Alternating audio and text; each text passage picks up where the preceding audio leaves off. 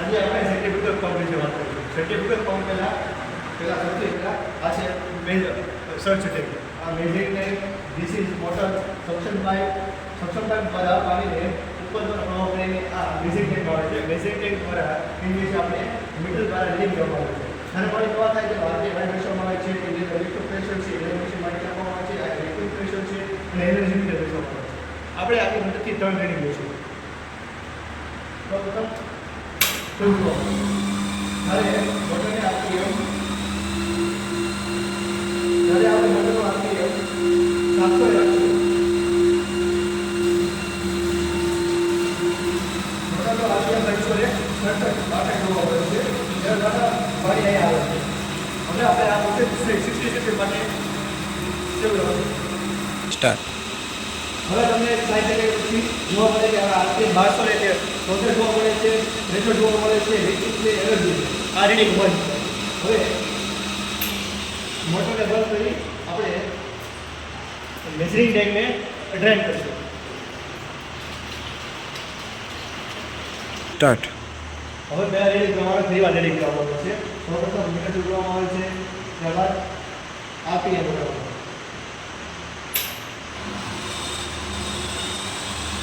બીજા રીડિંગ દરમિયાન આરપીએમ પહેલા રીડિંગ કરતાં વધારે લેવામાં આવે છે.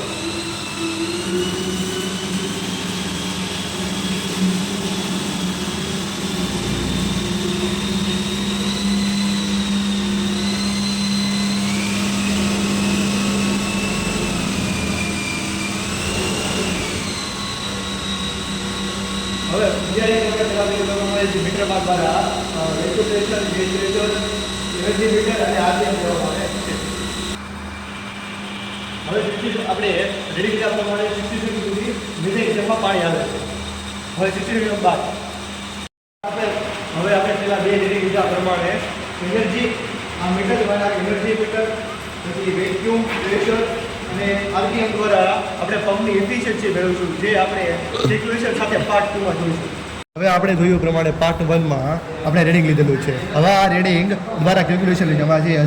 આરપીએમ દર્શાવેલો છે 1250, તેનું ડિસ્ચાર્જ પ્રેશર આવેલું છે 1.2 kg/cm², સક્શન પ્રેશર છે 80 mm of Hg, inlet height છે 4, ફાઇનલ હાઇટ છે 28, ટાઈમ 70 સેકન્ડ છે અને EI ફાઇન્ડ કર્યો છે 0.5. હવે તે પ્રમાણે કેલ્ક્યુલેશન કરવામાં આવે છે. સૌપ્રથમ input energy is equal two EI equal to આપણે આપેલું છે 0.5 કિલોવોટ. હવે આઉટપુટ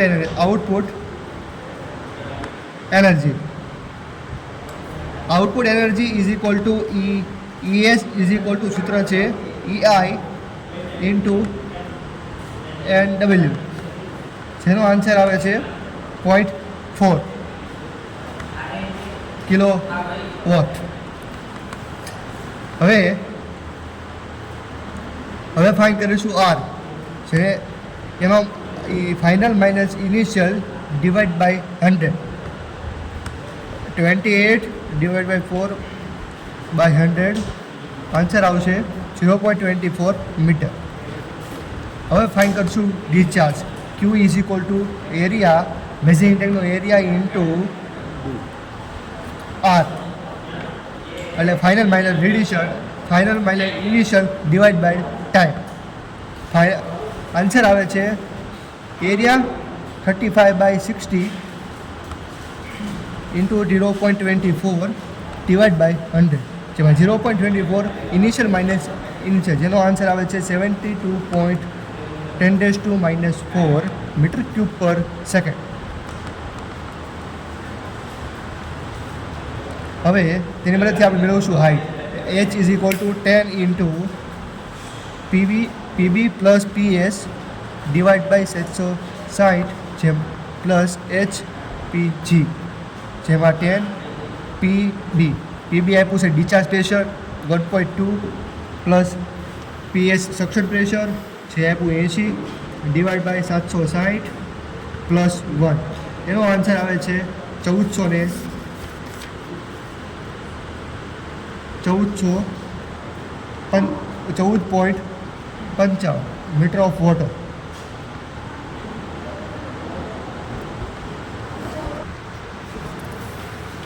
હવે આપણે ES E0 is equal to rho G H Q is equal to rho is equal પાણીની ઘનતા 1000 એને ગુણ્યા G 9.81 into 10. H is equal to 10.055 એને ગુણ્યા ક્યુ ડિસ્ચાર્જ 7.2 ઇન્ટુ 10⁻⁻4 જેનો આન્સર આવે છે 99.26 કિલોવોટ જેને આપણે કિલોવોટમાં કન્વર્ટ કરીએ 0.099 કિલોવોટ. હવે final overall pump efficiency. Pump efficiency સૂત્ર છે MO is equal two E0 ના છેદમાં EI ઇન્ટુ 100. E0 આપણે ફાઇન્ડ કરો 0.09926 ડિવાઈડ બાય EI દ્વારા આપણે 0.5 કિલોવોટ લીધેલો છે. 0.5 ઇઝ ઇક્વલ ટુ આન્સર આવે છે 19.85%. આ પ્રમાણે રીડિંગ 1નું ઇફિશિયન્સી મેળવવામાં આવે છે પંપનું.